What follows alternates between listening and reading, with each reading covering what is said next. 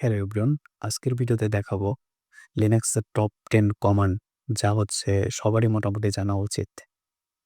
তো আমরা শুরু করি।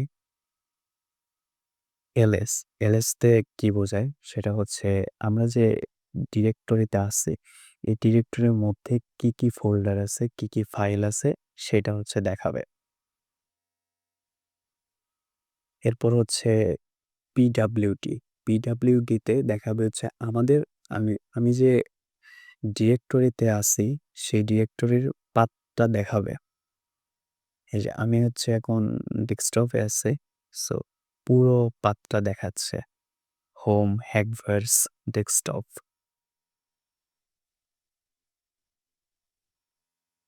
এরপর হচ্ছে আমরা যদি কোনো ফাইল তৈরি করতে চাই, সেক্ষেত্রে আমরা এটা দিয়ে করতে পারি।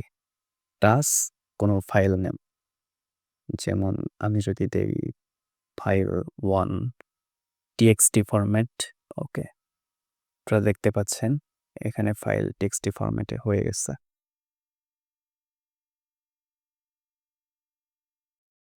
এখন যদি আমরা এই ফাইলের মধ্যে যদি কোনো টেক্সট এড করতে চাই, সেক্ষেত্রে আমরা কিভাবে করব? সেক্ষেত্রে হচ্ছে ইকো কোটেশন,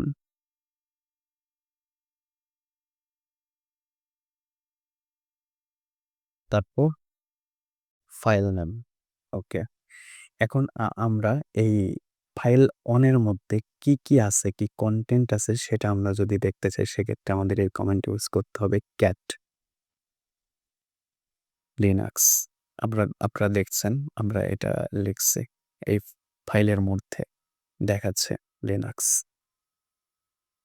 এখন যদি আমরা কোনো ফাইল যদি আমরা কপি করতে চাই,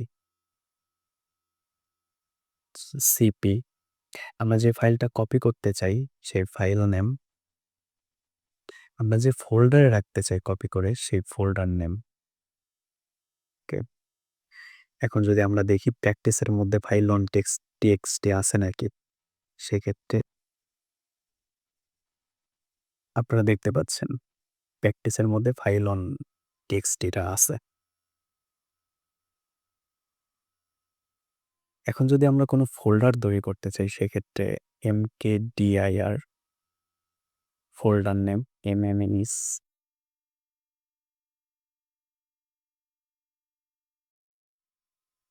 ওকে। এখন আপনারা দেখতে পাচ্ছেন এখানে একটা ফোল্ডার হয়ে গেছে ডিরেক্টরি। এখন একটা কনফিউশন হতে পারে। আমরা উইন্ডোজে ফোল্ডারগুলোকে আমরা ফোল্ডার বলি, আর উইন্ডোজ আর লিনাক্সের ফোল্ডারগুলোকে আমরা ডিরেক্টরি বলি। এখন যদি আমরা কোনো ফাইল বা ফোল্ডারের যদি নাম চেঞ্জ করতে চাই, রিনেম করতে চাই, সেক্ষেত্রে আমরা এমভি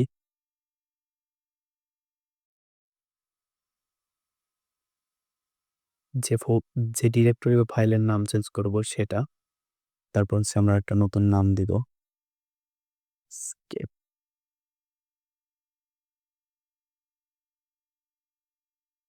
আপনারা এখন দেখতে পাচ্ছেন আগে ছিল হচ্ছে এমএমএইস, এখন দেখতে পাচ্ছেন এমএমএইস কে।